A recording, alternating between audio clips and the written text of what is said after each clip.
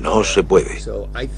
Así que creo que en un nivel intelectual eran personas muy próximas a él. Poseía una inteligencia y una curiosidad intelectual tremendas. Quería saberlo todo de todo, examinarse, y si era apropiado, reírse de sí mismo más que convertirse en un ser pomposo, que se diera importancia debido a todo su poder y prestigio. Tanto es así que a veces se le olvidaban cuáles eran los verdaderos problemas. Hay dudas acerca de que fueran los mejores y los más brillantes. Es cierto que algunos de ellos, como McNamara, eran brillantísimos, pero que él fuera el mejor para el puesto, especialmente para el asunto de Vietnam, es objeto de serias dudas. Pero sí que eran muy inteligentes y tenían grandes cabezas. Creo que teníamos el grupo más capaz de cualquier ejecutivo que haya habido en la historia de la República. Cometimos muchos errores, como seres humanos que somos, pero se trataba de un grupo con una dedicación extraordinaria.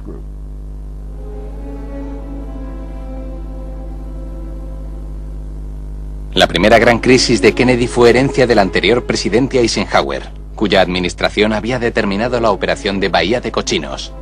1.200 exiliados cubanos entrenados, armados y financiados por la CIA desembarcarían en Cuba para intentar acabar con el régimen comunista de Fidel Castro.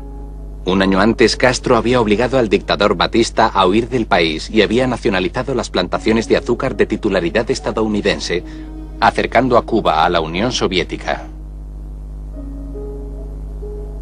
Kennedy apoyó el plan de invasión ideado por la CIA. El día anterior al acceso de Kennedy a la presidencia, Eisenhower y él mantuvieron una reunión en la que Eisenhower le recomendó actuar lo antes posible en lo que vendría a llamarse Bahía de Cochinos. Kennedy albergaba serias dudas acerca de todo aquello. El presidente heredó de la administración anterior tanto los planes como a los diseñadores de la invasión de exiliados cubanos de su patria, con apoyo de los Estados Unidos. El presidente Kennedy mantuvo el conocimiento de la operación, limitado a las pocas personas que estaban involucradas en ella. Le aseguraron que tenía todas las probabilidades de éxito y que en cualquier caso, la intervención de los Estados Unidos no se sabría. Ambas cosas resultaron ser totalmente incorrectas. Cuando quedó claro que la operación no iba a triunfar y que las premisas sobre las que se las habían vendido al presidente eran falsas, algunos de sus consejeros recortaron lo que podría haber sido una operación exitosa y la convirtieron en una farsa. Yo estuve íntimamente involucrado y debo decir que fue manejada de forma muy deficiente. Los miembros de la inteligencia y del ejército que habían estado planeando la operación habrían valorado aquello como una retirada por parte de Kennedy. Políticamente, eso habría sido un comienzo difícil para cualquier presidente, especialmente si había ganado por un margen estrechísimo. Y tampoco habría sido bueno para la posición de los Estados Unidos en la Guerra Fría contra la Unión Soviética. I will never leave this country. Cuba must not be abandoned to the communists, and we do not intend to abandon it either. Then I want it clearly understood that this government will not hesitate in meeting its primary obligations, which are to the security of our nation. Kennedy estaba atrapado. Y la verdad es que políticamente no podía sostener su juicio de la situación contra el del generalato, así que decidió seguir adelante. La invasión fracasó. Un fracaso perfecto, según el New York Times. El periódico había descubierto la inminente invasión, pero el presidente apeló al patriotismo de su editor jefe para que no publicase la noticia. Más tarde, Kennedy escribió al editor del periódico: "Es una pena. La publicación de su artículo nos habría obligado a abortar la invasión y por tanto habría evitado el fiasco de la operación de Bahía de Cochinos". Yo no llamaría a Bahía de Cochinos un regalo envenenado. En primer lugar, fue una operación de la CIA, no del Departamento de Defensa. En segundo lugar, fue la administración de Eisenhower la que ideó el plan. Y en tercer lugar, fue la administración de Kennedy la que lo llevó a cabo. No teníamos por qué haberlo hecho, así que no podemos culpar a Eisenhower. Fue un terrible error, un fracaso total, rotundo. No me gusta la descripción fracaso perfecto. Yo no sé la diferencia entre un fracaso y un fracaso perfecto. Esos son trucos de lenguaje. Fue un fracaso. Unos meses después, el presidente me dijo: doy gracias a Dios por lo de Bahía de Cochinos, porque si no hubiera sido un fiasco y no nos hubiéramos dado cuenta de que los expertos no siempre tienen razón, ahora mismo estaríamos metidos hasta el cuello en Laos. Una consecuencia valiosa de Bahía de Cochinos fue que en adelante Kennedy no volvería a prestar atención a los consejos y recomendaciones de los miembros del Estado Mayor de la Defensa.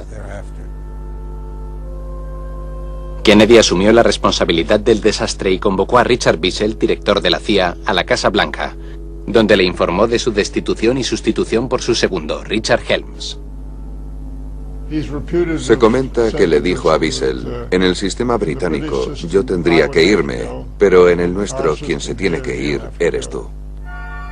En agosto del 62, un avión espía estadounidense despegó para realizar un vuelo rutinario de reconocimiento sobre Cuba. Descubrió cantidades enormes de equipos militares e instalaciones de misiles antiaéreos soviéticos.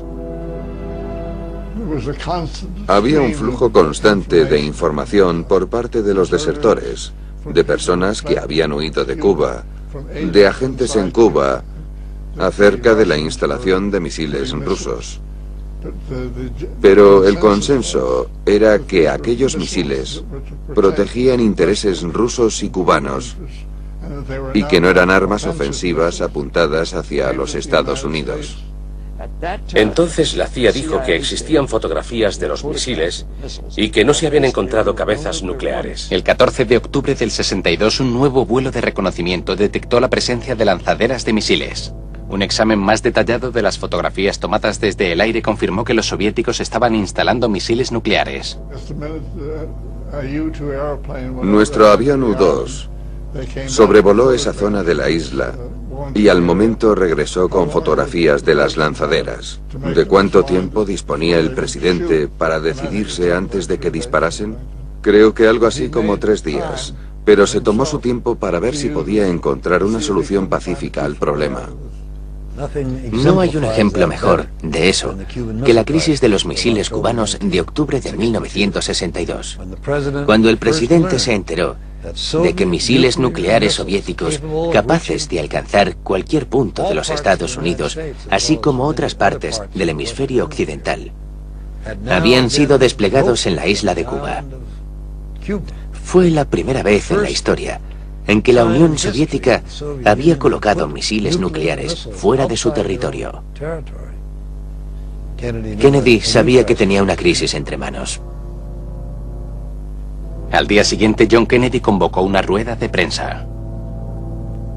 Soviet Union and Cuba and the United States must all be aware this will produce the greatest crisis which the world has faced in its history.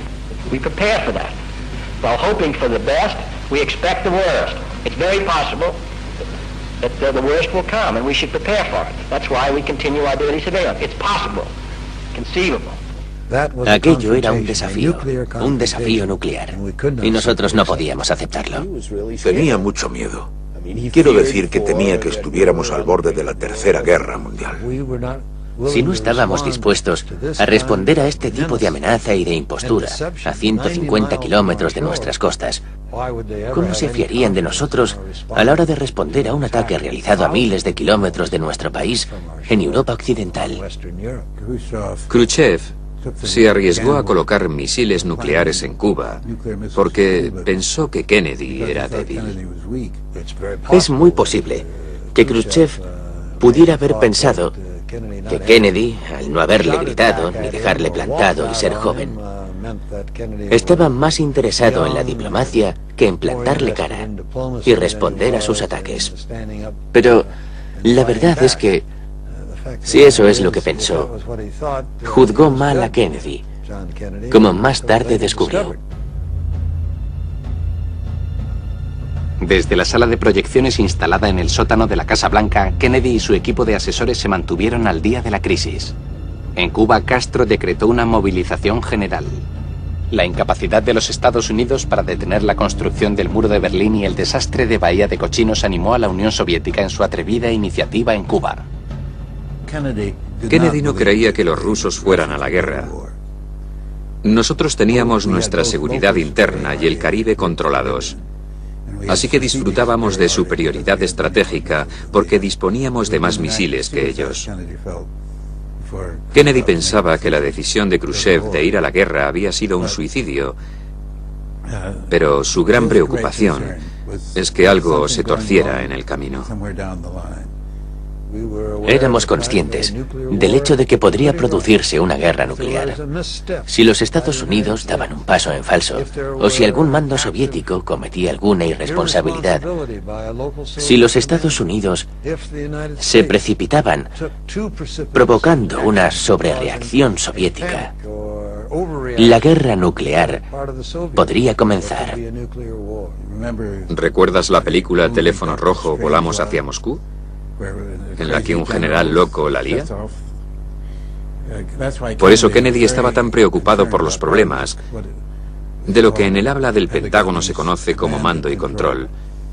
Queríamos garantizar que todo el proceso de detención de los barcos rusos se llevaría a cabo de forma no provocadora. En aquellos días trabajamos literalmente las 24 horas examinando todas las opciones. Y la línea seguida por Kennedy a la hora de decidir el mejor rumbo fue muy sabia. Pero al mismo tiempo no fue una crisis controlada porque ni Khrushchev ni Kennedy podían controlar todas las variables. Por eso estuvimos muy cerca de una guerra nuclear.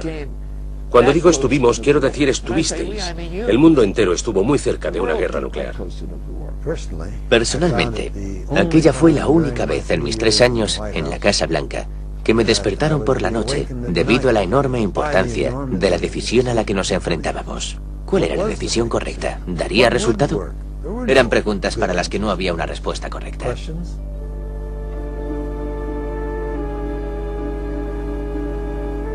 La crisis de los misiles cubanos arrojó a los Estados Unidos y a la URSS a un enfrentamiento directo. Un auténtico gabinete de guerra formado por asesores estuvo reunido 13 días. Incluso el vicepresidente Johnson participó en las discusiones. Y el gabinete personal del presidente asumió el papel de gobierno de la nación. Sorensen, frío y distante, conservó la calma incluso en los peores momentos. Enseguida el gabinete se dividió en 2 bandos. El de Bobby Kennedy a favor de un bloqueo y el que prefería un ataque aéreo inmediato sobre Cuba y una confrontación directa con los soviéticos, aun a riesgo de una represalia nuclear sobre el territorio de los Estados Unidos.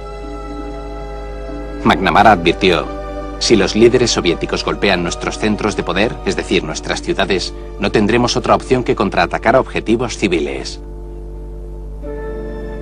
En sus memorias, Johnson escribió: McNamara me recuerda a un ordenador. Cuando piensa, casi puedes oír los chasquidos.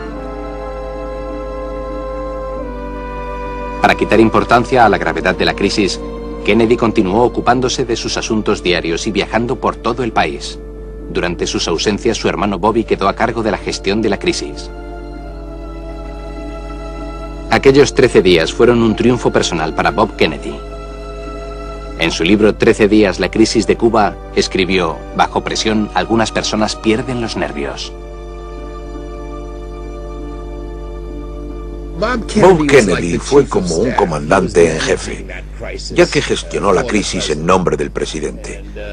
Y en este sentido, creo que fue muy importante, porque controlaba la información que llegaba al presidente. Robert Kennedy fue muy eficaz a la hora de persuadir a los que estaban a favor de un ataque. Persuadió a varias personas para que cambiasen de opinión y apoyasen el bloqueo.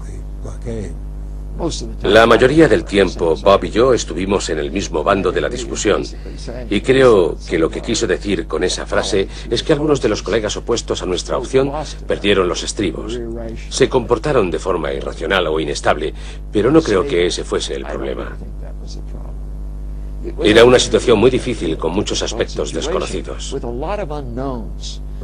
Robert Kennedy y Robert McNamara eran firmes defensores del bloqueo de una cuarentena como alternativa a la invasión. Todos querían